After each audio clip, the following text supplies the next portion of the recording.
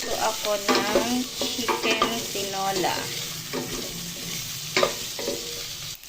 Ayan. Konting pula na yung garlic at saka yung ginger, bombay. Ayan. Ihuhulog ko naman itong manok.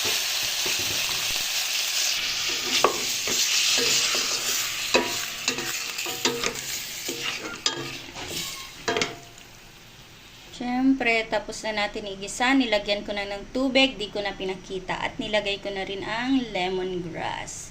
So, antayin ko lang kumulo to. Ayan na. Kulong-kulo na siya, oh. Ayan na ang aking tinola.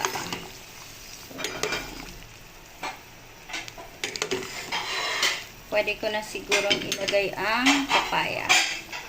Ayan. Maniba lang na pala yung papaya ko, oh. For sure, manamis-tamis na yan. Ayan.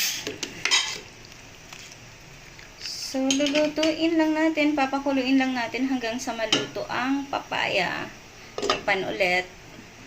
Ayan. Antayin ko lang maluto yung papaya. Saka ko naman ilalagay ang malunggay. Ayan. Ayan. Malambot na yung papaya. So, ilalagay ko naman itong malunggay. Kasi malambot na si papaya.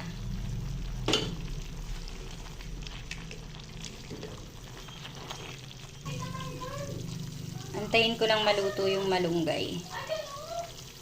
Luto na. Maghahain na ako ng aming tanghalian.